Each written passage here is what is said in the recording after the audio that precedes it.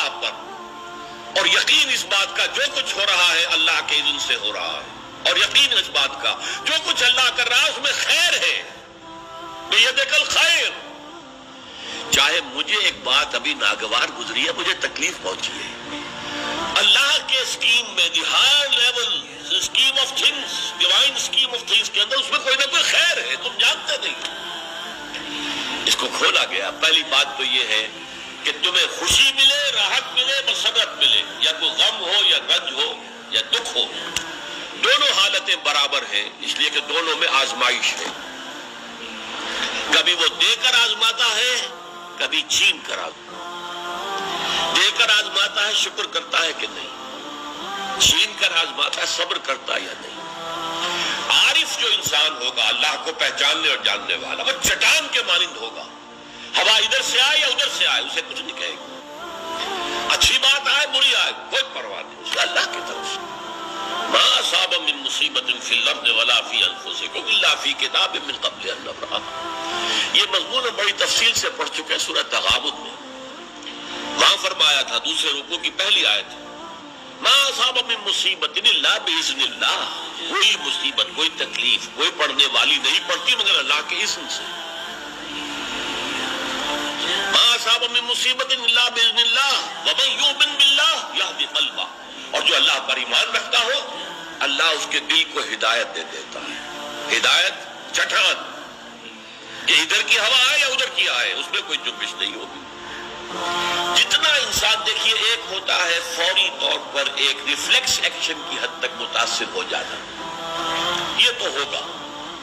آپ کا ہاتھ جہاں رکھا ہوا تھا کسی چیز نے کاٹا، آپ کا ہاتھ فوراً جو ہے اٹھ کے آ جائے گا، اس میں آپ کے ارادے کو کوئی دخل نہیں ہے، یہ ریفلیکس ایکشن ہے، آپ کی سوچ کو، آپ کے ارادے کو کوئی دخل نہیں۔ تو کسی خیر سے عارضی سا فوری سے مسرت ہو جانا، اور کسی تکلیف سے عارضی سی فوری سی کوئی اس کا تاثر ہو جائے، یہ خلاف ایمان نہیں۔ لیکن اگر یہ پینڈولم زیادہ حرکت کر رہا ہے، خوشی میں زیادہ ادھر چلا گیا، غمی میں زیادہ ادھر چلا گیا، تو جتنا اس پینڈولم کی رینج ہے اتنی ہی آپ خدا سے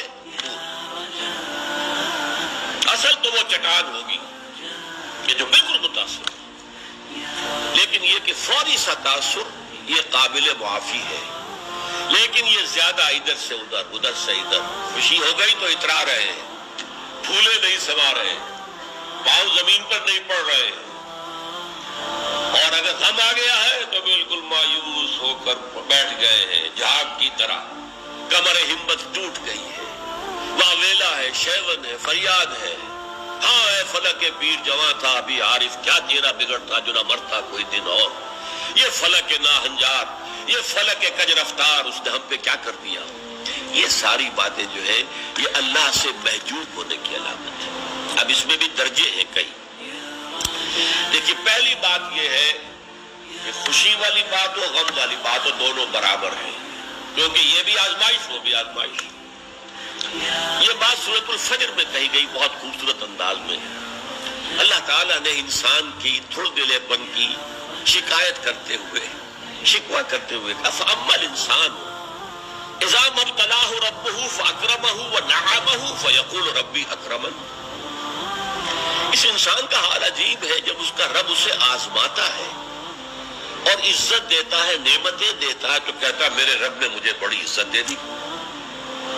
وَأَمَّا إِذَا مَا ابْتَلَاهُ فَقَدَرَ عَلَيْهِ رِزْقَهُ، اور جب اللہ آزماتا ہے اسے اور اس کی روزی تنگ کر دیتا ہے، فَيَقُولُ رَبِّي أَهَانَنِ، یہ کہتا ہے رب نے مجھے ذلیل کر دیا۔ کلا، ہرگز نہیں۔ اب یہاں دیکھیے، سوچئے اس نے کیا غلط بات کہی، عزت دی تو اللہ نے دی اور ذلت آئی تو اللہ کی طرف منسوب کر رہا، اس نے کسی بت، کسی دیوی، کسی دیوتا کا ذکر تو نہیں کیا، پھر کیوں اس میں تنقید کیوں ہو رہی ہے؟ فَأَمَّا الْإِنسَانُ إِذَا مَا ابْتَلَاهُ رَبُّهُ فَأَكْرَمَهُ وَنَعَمَهُ فَيَقُولُ رَبِّي أَكْرَمَنِ وَأَمَّا إِذَا مَا ابْتَلَاهُ فَقَدَرَ عَلَيْهِ رِزْقَهُ فَيَقُولُ رَبِّي أَهَانَنِ۔ کلا، رائے کیا مطلب؟ یہ دونوں ابتلاءات ہیں، وہ بھی ابتلا ہے، یہ بھی ابتلا ہے، وہ چھین کر بھی آزما رہا ہے، دے کر بھی آزما رہا ہے، یہ تو آزمائش ہے، دونوں برابر ہیں۔ لیکن اس سے اگلا مرحلہ اور ہے، عام طور پر ہم یہ سمجھتے ہیں کہ تکلیف والی آزمائش سخت ہے اور خوشی اور مسرت اور نعمتوں والی آزمائش جو ہے یہ ہلکی آزمائش ہے، آسان۔ معاملہ اس کے برعکس ہے۔ تکلیف میں ہوں گے اللہ کو یاد کریں گے، پکاریں گے، دعائیں کریں گے، اور اگر نعمتیں ہوں گی غافل ہو جائیں گے، بھول جائیں گے۔ کون سا امتحان زیادہ سخت ہوا نتیجے کے اعتبار سے؟ تکلیف والا امتحان زیادہ سخت نہیں ہے۔ مسرت، کثرت ہر شے کی، یہ چیز زیادہ نقصان دہ ہے، زیادہ بڑا امتحان ہے۔ اس لیے خلق قرآن کے مسئلے پر جب وہ مار ماری گئی تھی امام احمد ابن حنبل رحمۃ اللہ علیہ کو، کہ جس کے بارے میں کہا جاتا ہے کہ اگر وہ مار کسی ہاتھی کو ماری جاتی تو وہ بھی چیخ اٹھتی، اس وقت ان کی آنکھوں میں کبھی آنسو نہیں آئے۔ پھر جب حکومت بدل گئی اور اب دارالخلافہ جو ہے اس میں وہ شخص متمکن ہے کہ جس کا نظریہ وہ خلق قرآن والا نہیں ہے، اب خلیفہ ایک آدمی کو بھیجتا ہے اشرفیوں کی تھیلی دے کر، یہ ہدیہ ہے، یہ نذرانہ ہے، جا کر احمد ابن حنبل کو دے آؤ۔ جب اس نے آ کے پیش کیا، رو پڑے، اے اللہ میں اس آزمائش کے قابل نہیں، یہ آزمائش سخت ہے۔ کہیں سے انعام پا کر حکومت سے پھر حق پر قائم رہنا مشکل ہو جائے۔ یہ ہے وہ صورتحال۔ ما صاب من مصیبت فی الارض ولا فی انفسکم الا فی کتاب من قبل ان نبراها ان ذلک علی اللہ یسیر لکہ لا تاسوا علی ما فاتکم ولا تفرحوا بما آتاکم واللہ لا يحب كل مختال فخور۔ اور اللہ تعالیٰ کو شیخی خورے، فخر کرنے والے، اکڑنے والے بالکل پسند نہیں۔ الذین یبخلون ویامرون الناس بالبخل، جو اس حجاب میں آ جاتے ہیں وہ بخل کریں گے۔ دولت ہی سب سے بڑی شے ہے، سنبھال کر رکھو، خرچ کرو گے تو ختم ہو جائے گی، دولت کی بنیاد ختم ہو جائے گی۔ اپنی تجوریوں کو بھر کر رکھو، خالی نہ کرو۔ اور جو شخص خود بخل کرتا ہے وہ دوسروں کو بھی بخل کا مشورہ دیتا ہے تاکہ اس کے اپنی بخیلی پر بھی پردہ پڑا رہے۔ بھائی کیا کر رہے ہو تم نے؟ دونوں ہاتھ کھلے چھوڑ دیے ہیں، تمہیں کوئی فکر نہیں ہے، تمہاری اولاد ہے، اس کے ضرورت تقاضے ہوں گے، تمہاری بچیاں ہیں، ان کے ہاتھ پیلے کرنے ہوں گے، کیا تم نے سوچا ہوا؟